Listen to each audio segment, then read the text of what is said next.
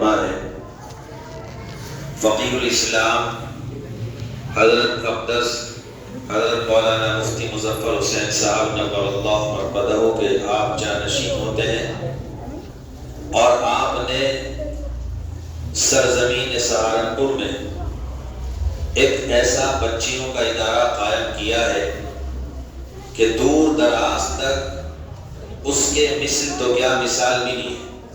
6 بیگھہ میں تقریباً وہ ادارہ ہے، اور دور دور کی بچیاں اس کے اندر الحمدللہ تعلیم حاصل کر رہی ہیں۔ یہ ایک بہت بڑا حضرت والا کا کارنامہ ہے، اللہ تعالیٰ قبول فرمائے۔ میری آپ تمام حضرات سے درخواست ہے کہ تشریف رکھیں، حضرت کی نصیحت کو سنیں، اور اس کے بعد انشاءاللہ عمل کریں گے۔ اللہ کی توفیق۔ بس ٹھیک۔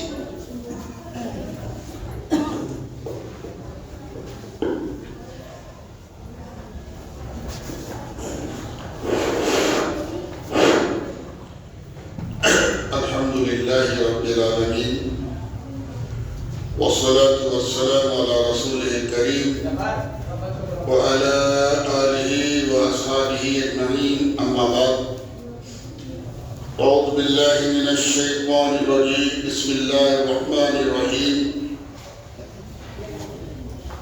يعلمون ظاهرا من الحياة الدنيا وهم عن الآخرة هم غافلون، صدق اللہ العظیم۔ وقال رسول اللہ صلی اللہ علیہ وسلم: الدنیا مزرعۃ الآخرہ، او کما قال علیہ الصلاۃ والسلام۔ محترم حضرات، حاضرین مسجد اقصی اسلام نگر میرٹھ میں آج ہم اور آپ بعد نماز مغرب ایک سوچنے والی، غور و فکر کرنے والی، اپنے گریبان میں جھانکنے والی مجلس میں بیٹھے ہیں۔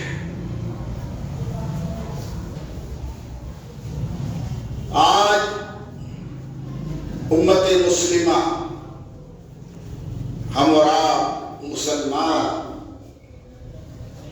جس نازک دور سے گزر رہے ہیں، جب مجھ جیسا ایک طالب علم تقریر کرنے بیٹھتا ہے، سمجھ میں نہیں آتا کہاں سے شروع کریں، کیا بات کریں۔ یہ بھی کہہ دو مسلمانوں کو، یہ بھی کہہ دو، یہ بھی کہہ دو، یہ بھی کہہ دو، کیا کیا کہہ دو۔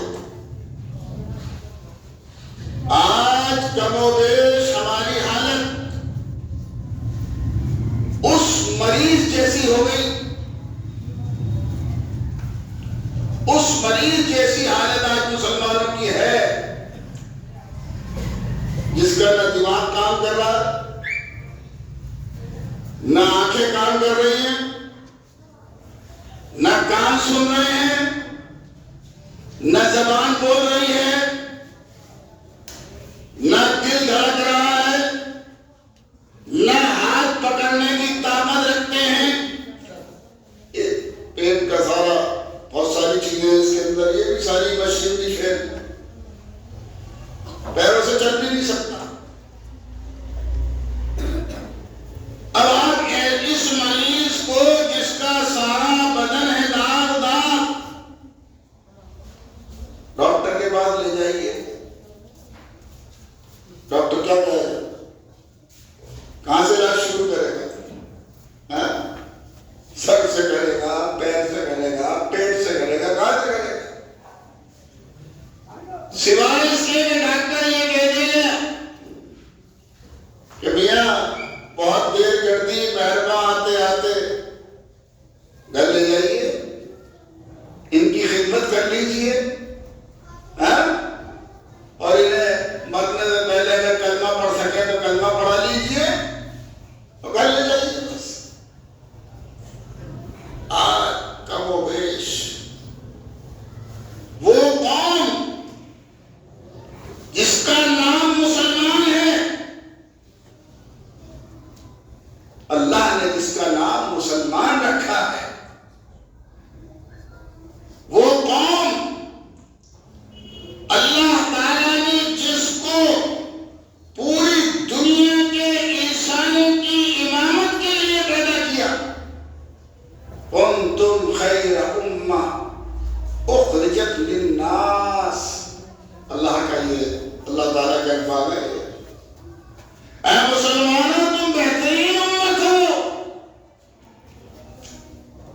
درد دل کے واسطے پیدا کیا انسان.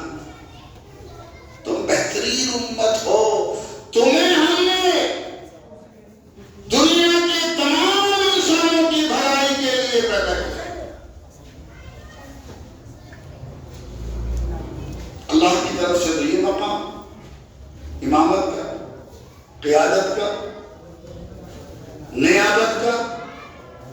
مسلمان نائب رسول صلی اللہ علیہ وسلم ہے. جیسے امام حضور کا نائب ہے، ایسے بھی مسلمان بھی حضور کے نائب ہیں. جو نبوت والا کام داعین اللہ، اللہ کی طرف اللہ کے بندوں کو بلانا. بتاؤ قیامت تک کون کرے گا؟ کوئی رسول آئے گا؟ کوئی نبی آئے گا؟ کوئی پیغمبر آئے گا؟ صحابہ آئیں گے؟ کون کرے گا؟ کسے کرنا ہے؟ مسلمانوں کے لیے. تو مسلمان نائب رسول صلی اللہ علیہ وسلم ہیں. تو جس قوم کو اتنا بڑا مقام ملا ہو، آج وہ قوم کے بارے میں کہا جا رہا ہے کہ ان کا کوئی لیڈر نہیں ہے، ان کا کوئی رہبر نہیں ہے، ان کا کوئی رہنما نہیں ہے، ان کا کوئی قائد نہیں ہے. کھڑے سوچ غور کرو اپنے سماج پر، غور کرو اپنی زندگیوں پر، غور کرو اپنے معاشرے پر. کیا مسلمان کہاں کھڑا ہے؟ کہاں کھڑا ہے؟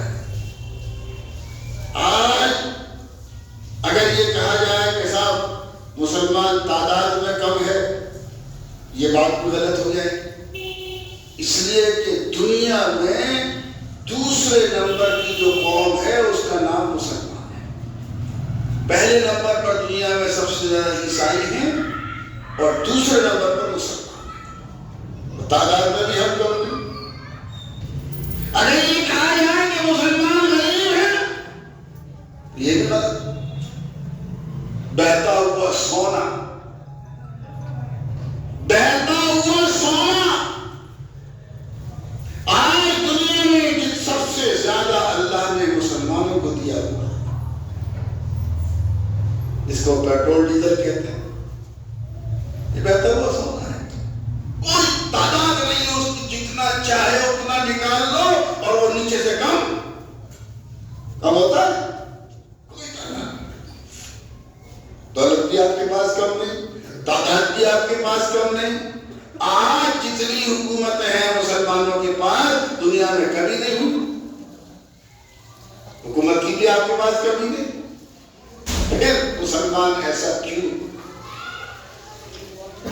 تو میں نے کہا نا، غور کرنے کے لیے ہم اور آپ بیٹھے ہیں، سوچنے کے لیے بیٹھے، فکر کرنے کے لیے بیٹھے.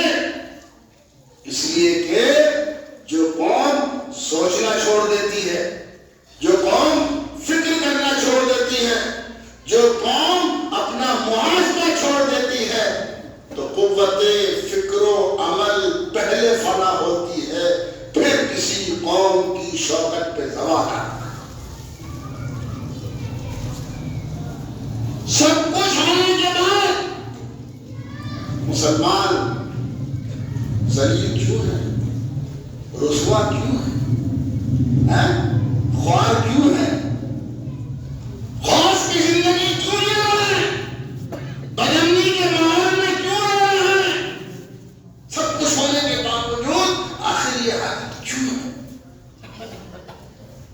اگر آپ جب غور کریں گے تو شیخ الہند حضرت مولانا محمود الحسن دیوبندی رحمت اللہ علیہ، مجاہد آزادی، جب مالٹا کی جیل میں شیخ الاسلام حضرت مولانا حسین احمد مدنی رحمت اللہ علیہ کے ساتھ مالٹا کی جیل میں 2-3 سال چند سال تو اس کی جیل کی کال کوٹھی تنہائیوں میں رہے، اور وہاں انہوں نے امت کی موجودہ حالات پر غور و فکر کیا تو دو وجہ ان کی سمجھ میں آئی۔ اللہ نے ان کے دل و دماغ میں دو وجہ دنیا کے مسلمانوں کی موجودہ پستی کی ان کے دل و دماغ میں ڈالی۔ پہلی وجہ اللہ کی کتاب، اللہ کا کلام، مسلمانوں کی زندگی کا دستور، مسلمانوں کی زندگی کا قانون، مسلمانوں کی زندگی کا پرسنل لا قرآن کریم سے دوری۔ پہلی وجہ اس لیے کہ جو قوم اپنی زندگی گزارنے کا لائق عمل ہی نہیں جانتی، اس کو عمل کیسے کرے؟ جب جانتی ہے عمل کیسے کرے؟ آپ کسی ایسے آدمی کو جو کار چلانا جانتا نہ ہو، اچھی سے اچھی کار کی چابی اس کے ہاتھ میں دے دو، بولو بھائی لے جاؤ، اور چلانا جانتا نہیں ہو، لے جائے گا؟ پہلی وجہ مسلمانوں کی قرآن کریم سے دوری، اور دوسری وجہ آپسی جھگڑے۔ مسلمانوں کی صفوں میں خانہ جنگی، برادری وار، فرقہ پرستی، امیر اور غریب کے فرق، چھوٹے اور بڑے میں تمیز۔ تمیز سے مراد میرا یہ ہے کہ مطلب بڑے کو عزت کی نگاہ سے دیکھنا اور غریب کو کمزوری کی کمتر نگاہ سے دیکھنا۔ جو کوالٹی الحمدللہ یہاں مشین میں موجود ہے۔ ہم سب نے مغرب کی نماز پڑھی، ایک ہی صف میں کھڑے ہو گئے محمود و عیاض، نہ کوئی بندہ رہا نہ کوئی بندہ نواز۔ کیا یہی کوالٹی مسجد سے باہر نکلنے کے بعد سماج میں ہے، زندگیوں میں ہے، عمل میں ہے، معاملات میں ہے، رہن سہن میں ہے؟ اور آج کی شاید ایک جگہ کہہ رہا تھا کہ جس طرح مسلمان مرنے کے بعد مرحوم کے جنازے کو کندھا دینے میں ایک دوسرے سے آگے بڑھتے ہیں، اس قدر جنازے کو کندھا دینے کا اہتمام کرتے ہیں، اور اگر وہ جنازہ کسی بزرگ کا ہو، اگر وہ جنازہ عام مرحوم کے بجائے کسی اللہ والے کسی بزرگ کا ہو تو اتنا آگے بڑھ جاتے ہیں کہ ایک دوسرے کی تکلیف کا بھی خیال نہیں کرتے، اور ایک دوسرے کی تکلیف چھوڑو، اس مرحوم اور اس جنازے کی بھی تکلیف کا خیال نہیں کرتے، اتنا کندھا دینے میں آگے بڑھتے ہیں۔ اگر یہی خدا کرے انما المؤمنون اخوہ، ساری دنیا کے مسلمان آپس میں بھائی بھائی ہیں، اگر یہی صفت ہمارے اندر زندگیوں میں ایک دوسرے کو سہارا دینے والی بن جائے، میری بات سمجھ میں آ رہی ہے آپ کے؟ جو جنازے کو کندھا دینے میں صورتحال ہوتی ہے، اگر وہی صورتحال زندگی میں ایک دوسرے کو سہارا دینے والی بن جائے، کتنا اچھا سماج ہو جائے گا، کتنا اچھا معاشرہ ہو جائے گا، کتنا پیارا ماحول ہوگا۔ کوئی ضرورت مند بھیک مانگے گا، کوئی ضرورت مند چوری کرے گا، کوئی ضرورت مند مقروض خودکشی کرے گا، کسی مقروض کے بیوی بچے خودکشی کریں گے؟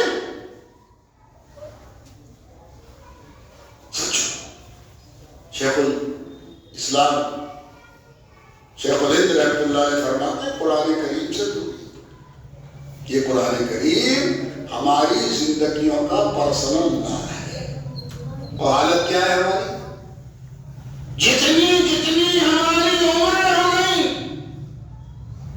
غور کر لو، سوچ لو، کیا ہم سب، چند لوگوں کی بات نہیں کر رہا ہوں، صرف مسجد اقصیٰ کی بات نہیں کر رہا ہوں، پوری امت اور پوری ملت کی بات کر رہا ہوں،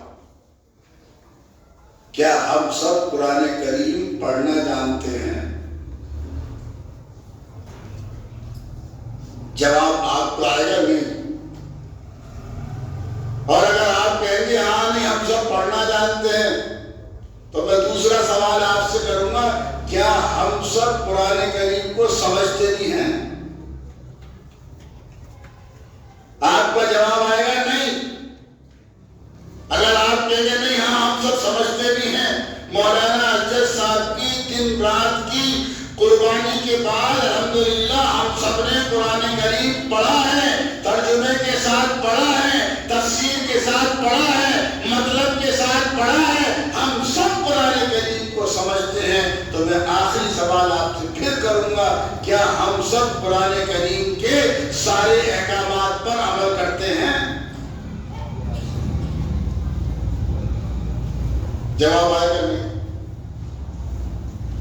پھر قرآن کریم سے دوری نہیں ہے تو اور کیا ہے؟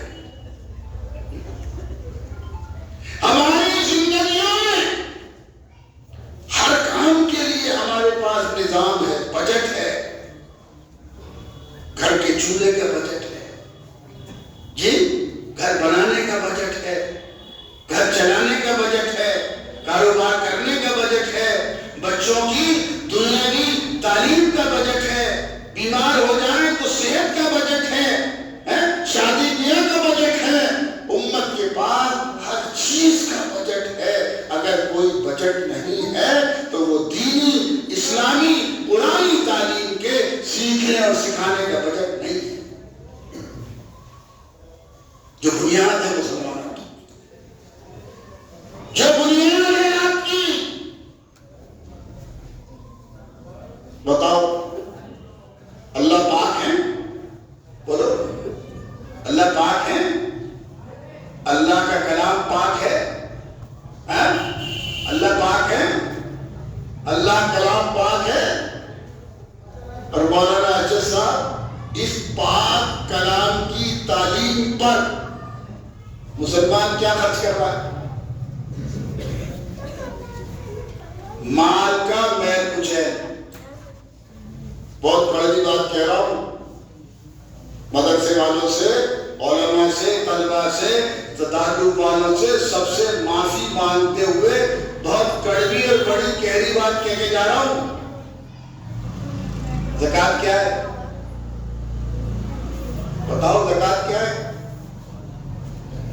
اگر آپ صاحب نصاب ہیں، اگر آپ صاحب مال ہیں، آپ خود زکوٰۃ دیتے ہیں اور آپ زکوٰۃ لینے کے مستحق نہیں ہیں، تو آپ زکوٰۃ کا کھانا کھا لیں گے؟ اگر آپ کی مسجد کے مؤذن کے پاس صدقے کا مرغا یا صدقے کا بکرا آ جائے اور مؤذن صاحب آپ سے کہیں حاجی صاحب آج تو الحمدللہ 5 انگلیاں تر ہو جائیں گی، آج تو بکرا یا مرغا آیا ہے، صدقے کا ہے، آپ بھی میرے ساتھ کھانا کھا لیجئے گا، آپ مؤذن صاحب کے ساتھ کھانا کھانا پسند کریں گے؟ کیوں بھائی نہیں کرو گے نا؟ کیوں؟ اس لیے کہ آپ جان رہے ہو کہ یہ میرا حق نہیں ہے، میں اس کا حقدار، آپ جان رہے ہو میں اس کا حقدار نہیں ہوں. یہ یتیموں کا، مسکینوں کا، معذوروں کا، مجبوروں کا، محتاجوں کا، بیواؤں کا، مسافروں کا، ضرورت مندوں کا، بیماروں کا، یہ ان کا حق ہے، یہ ان کا حق ہے. اللہ پاک ہے، اللہ کا کلام پاک ہے. اللہ کے کلام کی تعلیم اور تبلیغ پر تو آپ کا وہ اعلیٰ مال لگنا چاہیے تھا جو حقوق اللہ سے بھی پاک ہوتا اور حقوق العباد سے بھی پاک ہوتا. آپ کے مال میں، آپ کی گاڑی کمائی میں اللہ نے جو بندوں کا حق رکھا ہے، آپ کا، آپ کی بیوی کا، آپ کے بچوں کا، آپ کے والدین کا، آپ کے عزیز و اقارب کا، آپ کے پڑوسیوں کا، آپ کے رشتہ داروں کا، آپ کے اللہ نے جو بندوں کا حق رکھا ہے، آپ نے مال میں سے وہ بھی نکالا ہوگا. اور آپ کے مال میں، اور آپ کے مال میں اللہ نے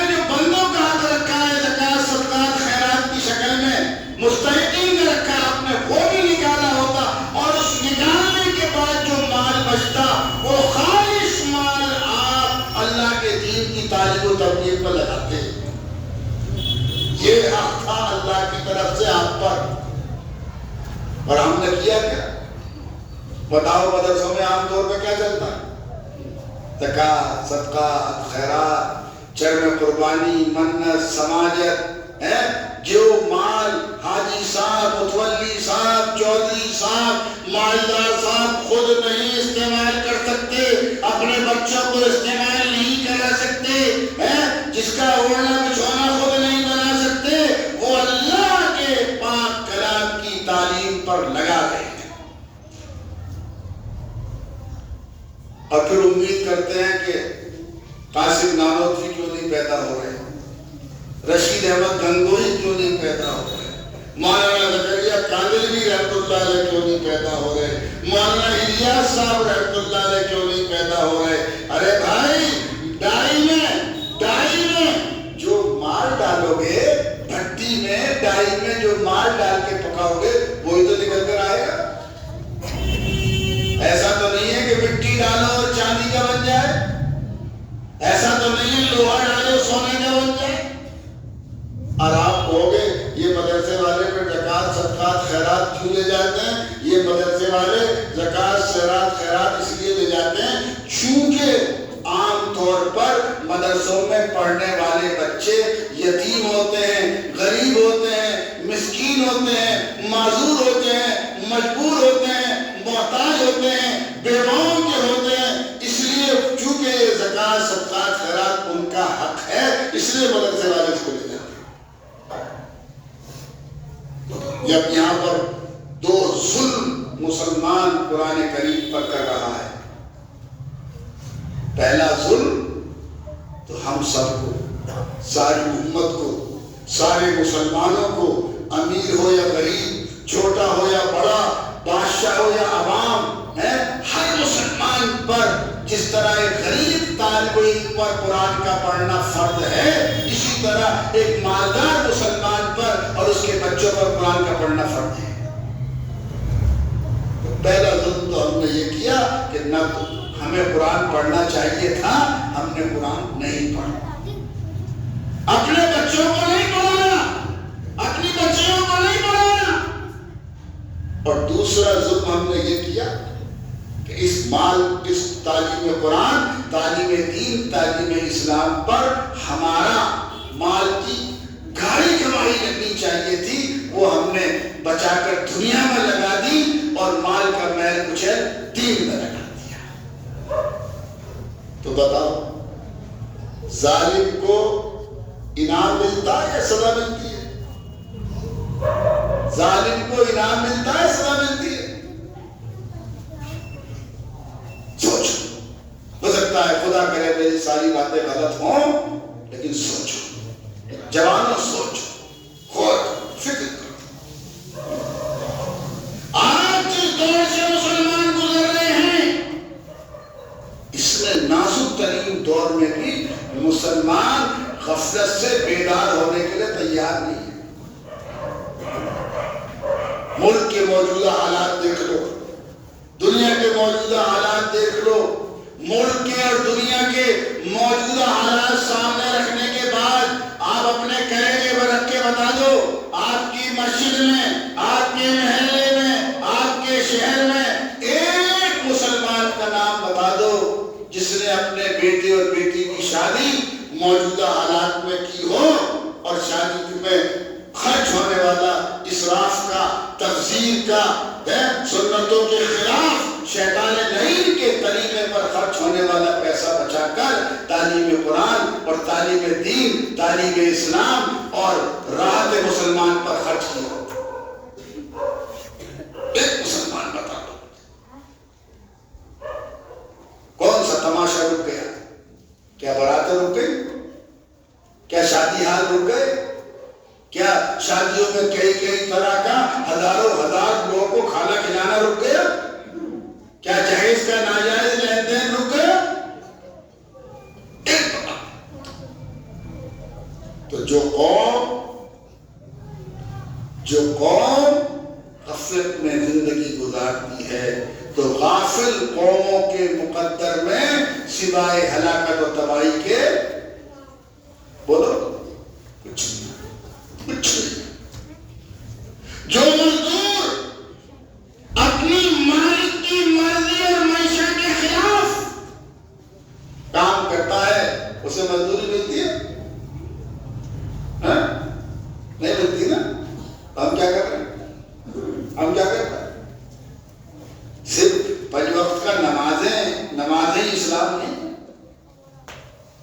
رمضان کے روزے ہی اسلام نہیں ہے، صرف حج عمرہ ہی اسلام نہیں ہے. جبکہ بعد میں بات نکلے گی، لمبی ہو جائے گی، مجھے ابھی سہارنپور جانا ہے، کوہرے کی راتیں ہیں. کیا 100% اس محلے کے لوگ 100% نمازی ہیں؟ کیا مسجد سے حی علی الصلاۃ اور حی علی الفلاح کی آواز آنے کے بعد ہر مرد عورت کیا سارے تقاضے چھوڑ کر نماز کے کام میں لگ جاتا ہے؟ اسی کو قرآن کریم کی آیت میں نے پڑھی، یعلمون ظاہرا من الحیات الدنیا. اللہ کو شکایت ہماری کر رہا ہے. جس کا مالک اپنے غلاموں کی شکایت کرے، ان غلاموں کو فلاح بہبود کہاں سے ملے گی؟ یعلمون ظاہرا من الحیات الدنیا، ظاہری دنیا سے تو بہت واقف ہیں. ابھی میرا اندر جا رہا تھا، میں آپ کی آبادی میں حاجی صاحب کو مولوی صاحب کیا، ایک سے ایک اچھے مکان پڑے پڑے، ایک سے ایک عالیشان مکان پڑے پڑے. کیا آپ کی بستی میں جتنے مکان ہیں، کیا اس آبادی کے حساب سے آپ نے اپنی بستی میں ان معصوم نسلوں کے لیے دینی اور دنیاوی دونوں تعلیم کا ادارہ بنایا؟ جتنی بڑی آپ کی آبادی ہے، 1 کلومیٹر کی مان لو، 1 کلومیٹر میں 1000 مکان ہے، 500 مکان ہے، 100-200 مکان ہے، تو 100-200 مکان کی برابر کا آپ نے اپنی معصوم نسلوں کی دینی اور دنیا کی تعلیم کا ادارہ بنایا؟ نہیں. آپ کے ایجنڈے میں ہے، آپ کے ایجنڈے میں اپنی نسلوں کو دنیا میں ایک باوقار شہری بنانے کا ایجنڈا ہے ہی نہیں. آپ کے زندگی میں اپنی معصوم نسلوں کو جہنم کی دردناک آگ سے بچانے کے لیے دینی اور مذہبی تعلیم کو عام کرنے کا ایجنڈا ہے ہی نہیں.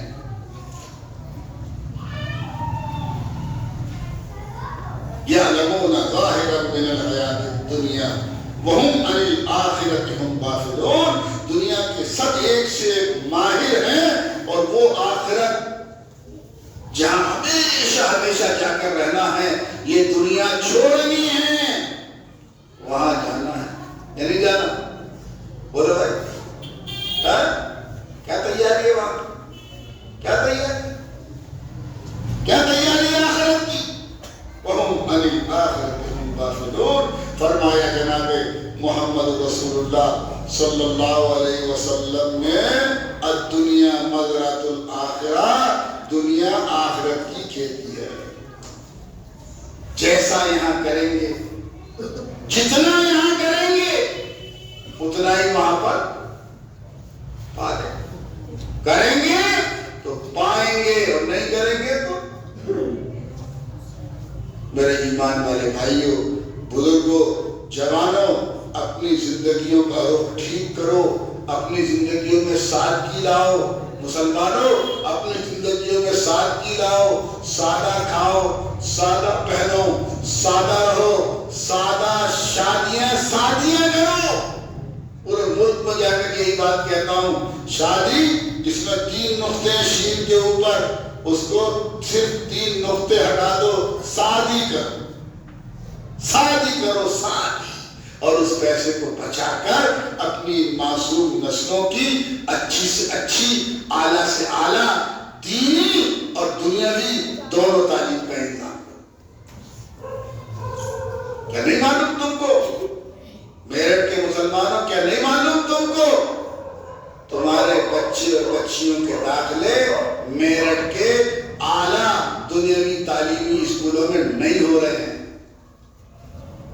نام دیکھ کر عبداللہ، عبدالرحمن اور زینب اور فاطمہ، خدیجہ نام دیکھ کر تمہارے بچے بچیوں کے داخلے نہیں لیے جا رہے ہیں. میرٹھ کے مسلمانوں، تمہیں نہیں معلوم کہ نام دیکھ کر تمہارا داخلہ اسپتالوں پر نہیں ہو رہا ہے؟ ہو رہا ہے؟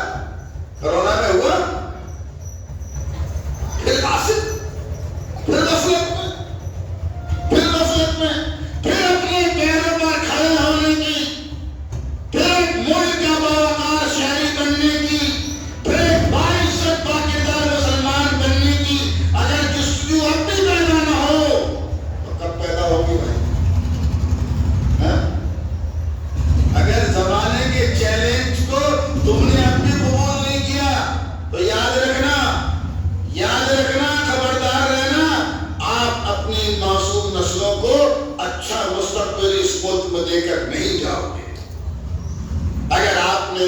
اچھا شہری نہیں بنایا، تعلیم یافتہ انسان نہیں بنایا، اچھا انسان نہیں بنایا، اچھا مسلمان نہیں بنایا، تو آپ گھر کی چار دیواری میں ان کے لیے کتنی سہولتیں پیدا کر دو، بس جب گھر سے باہر نکلیں گے تو ان کے لیے سب زیرو ہے، سب زیرو ہے۔ فرمایا جناب محمد رسول اللہ صلی اللہ علیہ وسلم نے دنیا آخرت کی کھیتی ہے۔ اللہ تعالی ہمیں حسن فکر اور عمل کی توفیق عطا فرمائے۔ اللہ تعالیٰ ایک مبارک مجلس کو قبول فرمائے۔ حاضرین مجلس کے دلوں میں جو بھی مقاصد حسنہ ہیں اللہ تعالیٰ انہیں پورا فرمائے، اور اس مجلس کا نفع اللہ عام فرمائے اور کام فرمائے۔ بزرگوں، قاری رضوان صاحب نے آپ مغرب کی نماز پڑھائی، آپ نے ان کے پیچھے نماز پڑھی۔ یہ سہارنپور سے میرے ساتھ آئے ہیں، ایک مدرسے کے ذمہ دار ہیں۔ موسم کی وجہ سے مدرسے میں طلبہ کے لیے بستر کا، کپڑے کا، جرسی موزے کا، دیگر ضروریات کا تقاضا ہے۔ دعا کے بعد جس کا جی چاہے ان کے ساتھ تعاون کر کے جائیے گا۔ آپ اللہ کے دین کی مدد کرو گے، اللہ آپ کی مدد کرے گا، اور اللہ آپ کو دونوں جہان میں انشاءاللہ آباد رکھے گا۔ جو کچھ میں نے کہا ہے، سونے سے پہلے 5 منٹ بستر پر بیٹھ کر لیٹنے سے پہلے ذرا سوچئے گا اللہ نے ہمیں کیا بنایا ہے اور ہم کہاں کھڑے، اور کوئی مسئلہ مشکل نہیں ہے، زندگی کا رخ ٹھیک کر لیں، پھر وہیں آ جائیں، پھر صحیح جگہ پر آ جائیں۔ الحمدللہ رب العالمین، والصلاة والسلام علی رسول الکریم۔